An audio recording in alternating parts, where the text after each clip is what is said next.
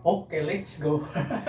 Okay, let's go. Push workout meal of the day. Eh, dahil nag-legs kami kanina, tapos sinagad namin yung legs. Gutom na gutom ako, kaya ah nagtitinda ng pares-pares, pero pinili ko yung laman. Walang, ano ba tawag dito? Bihira lang kasi ako kumakain nito eh. Pag trip ko lang, kaya basta pagka gusto nyo, dyan lang sa may harap ng Ujun, Philippine Rabbit sa ano yun ito. Ito halagang 70 pesos. As puno ata tong sisildan ko ng ano, sabaw. Huwag kang tumapon para hindi tayo yan.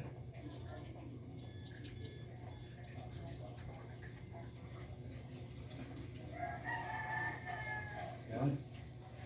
Parang wala kasi sabaw tong ano ko eh. Walang sabaw tong paksiw ko na bangos, kaya naisipan kong umano dito.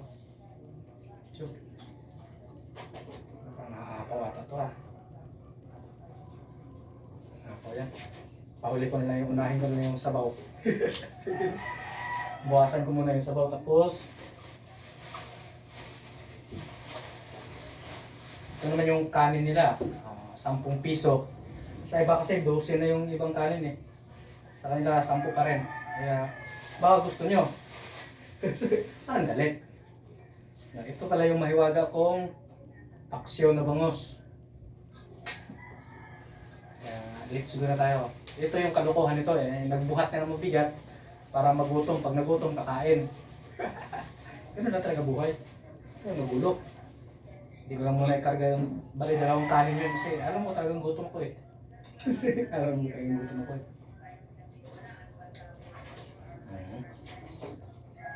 Tama-tama lang talaga yung pagkalagay ko ng silip lang, hindi ganun marami. Diyan kasi kumahin sa anghang eh. Ito yung sinasabi kong laman.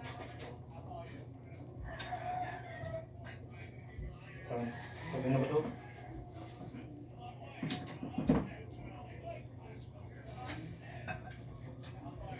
Mainit.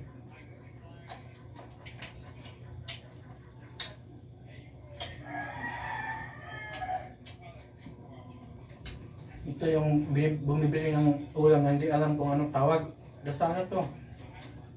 Ang alam ko kasi nagtitinda yun sila ng Paris Mami eh. Mami? Mas makapili ka, gusto mong may laman. Kaya yung Mami, ano yun? Basta ganun yan. Ayun naman ako yung tawag, basta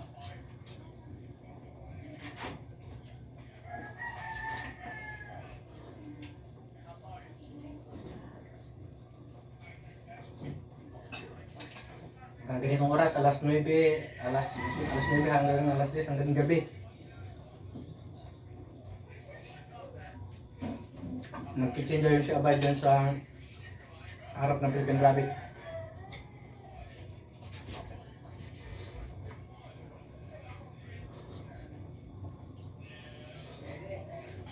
At ang padaan kayo ng recto area, gutom kayo, daan lang kayo doon.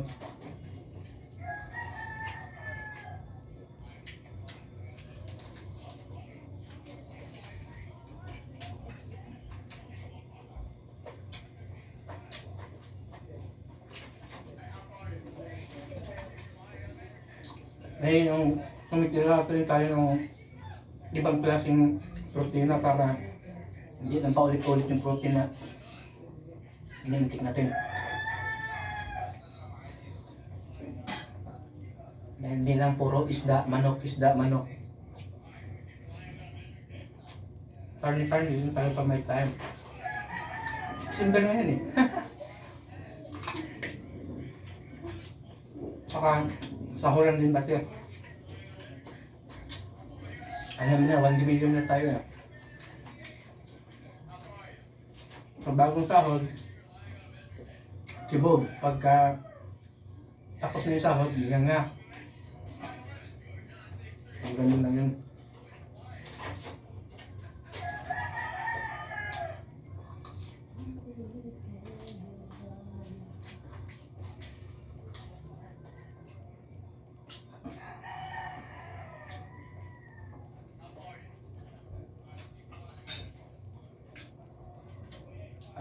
Gamitin natin yung parang tirang probinsya lang. Di na gamit kutsara, maliit kasi kutsara eh. Pag tumira ng sabaw,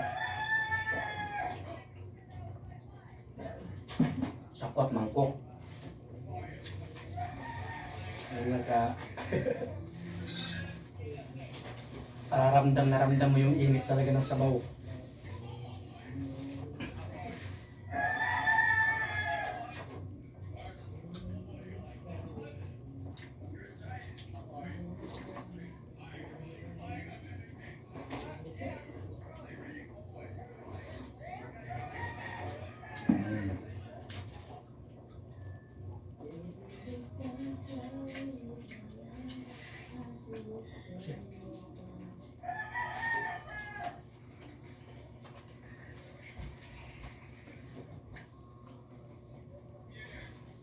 Naubos na sasabihin ko.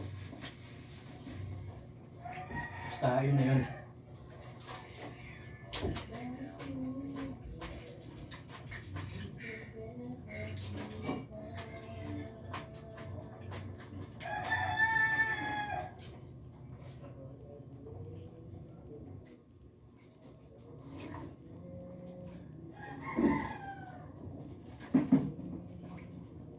Tapos, ano ba na, maraming nasabi na mali-mali daw yung diet ko. Hindi naman mali yan kasi yun lang yung kaya ng budget eh. Kung may budget pa, may maganda pa akong budget, bakit ko ba hindi gayahin yung diet ni Chris Bumstead? Sino pa bang ibang mga kilalang bodybuilder? Kasi kaya nating tustusan yung ganung lifestyle eh. Lifestyle? Ganung klaseng diet. Eh, pagka wala kang pang-tustos, dito ka lang sa abot ng iyong makakaya. Ano daw yun?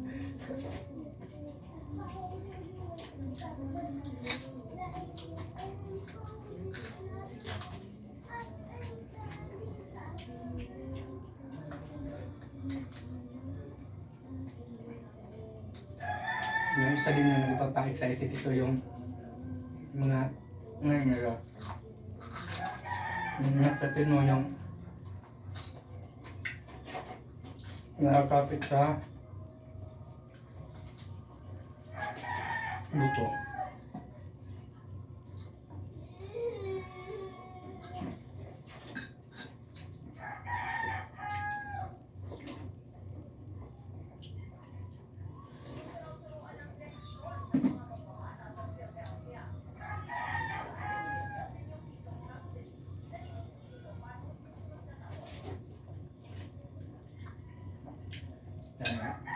Basta sa mga January, mga February, mag-start na tayo mga mini cutting.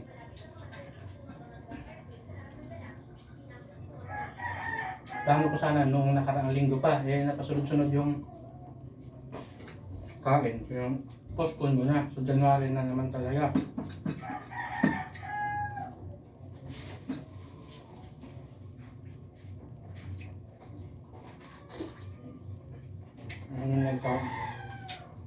Kulo ko yung diet ko.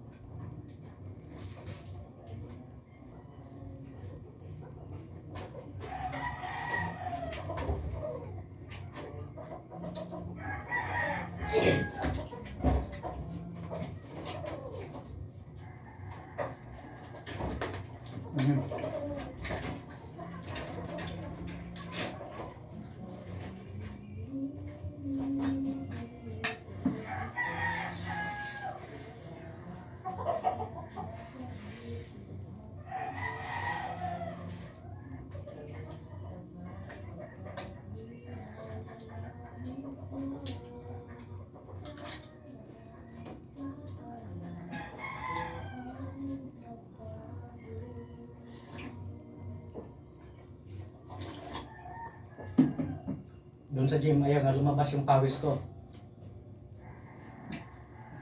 Tuyo na yung katawan ko, pero hindi gumagamit ng electric fan, tapos humikot ng mga init-init na sabaw. Labas ulit yung pawis. Tuwang-tuwa pa. Obligado naman talaga yung katawan maglabas ng pawis pagka nainitan.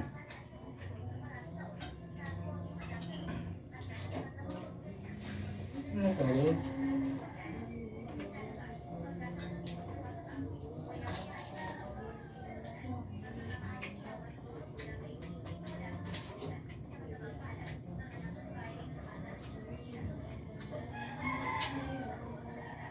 Pag nagpa-isasikpan kasi maingay niya.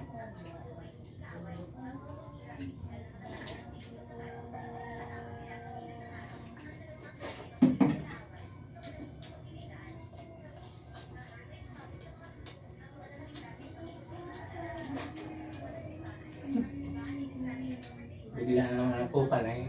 Kung sa akin yan, yung kupal agad.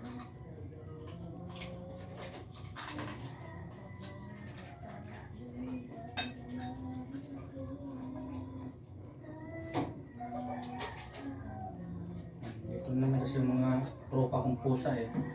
Bigyan naman ang pagkain to kanina. Hindi naman nila naubos, puro nandito naman nakaabang-abang eh, kaya bigyan na lang din natin. Bigyan na rin pala.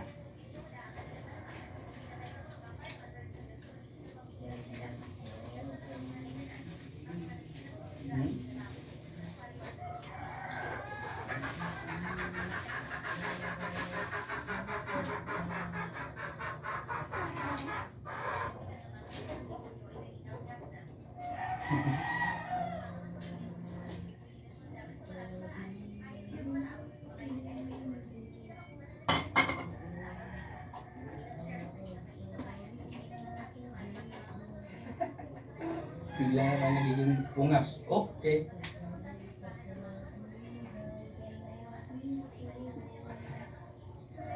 Basta. Makatulog na tayo para makarecover yung katawan. Yun nga sinasabi nila, kailangan mong kumain ng maayos bago matulog.